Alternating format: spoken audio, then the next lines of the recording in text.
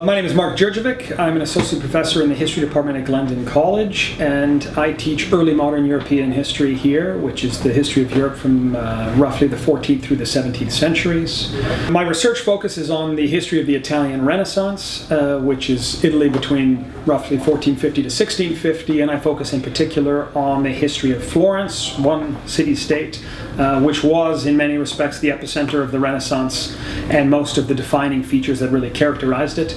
And I'm an intellectual historian, which is to say I work with texts primarily, written texts, and for the Renaissance, the intellectual movement was defined by the humanists. These were the people who were really obsessed with recovering the culture of classical antiquity, and Florence led the way. It was the most avant-garde intellectual center of the Italian peninsula, and the Italian peninsula was really the most avant-garde intellectual center of Europe at the time.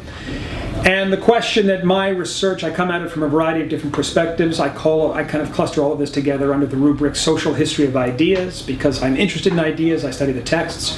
But where intellectual historians really talk about how texts relate to one another, I'm kind of interested in the work that the texts do in practice, in the social and the political arena. Italians didn't trust each other and were a very urbane and very literate society because it was largely a community of merchants. They wrote everything down.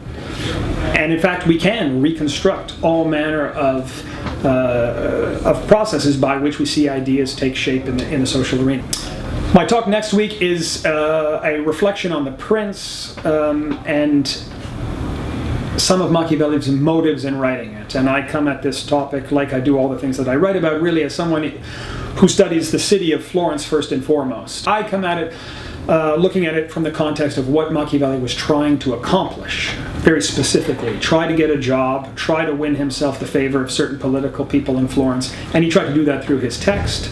And I read some of its lessons in that context, and in the context of trying to build alliances with key people, which is one of the things he was trying to do with that text. And I find that if you do read it in that way, you see that some of Machiavelli's intentions in writing that text seem quite different from the general picture of him that you often find, which is scheming and kind of grasping advisor to princes, deeply pessimistic person.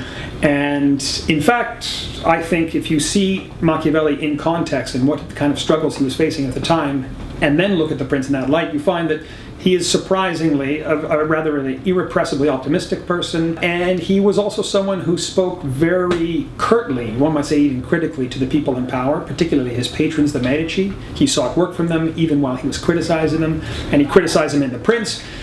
And I think these are some qualities about Machiavelli that people do not appreciate very often, but I think they're there if you read him contextually, and they're there in The Prince.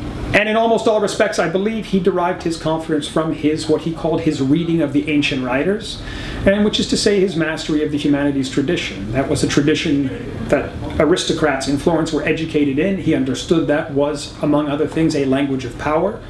And because he had mastered that language, he had a sense that he could sit at a table among his social betters and speak to them from a position of confidence and authority. And it comes, I think, for him, came through awareness of and familiarity with the humanities tradition.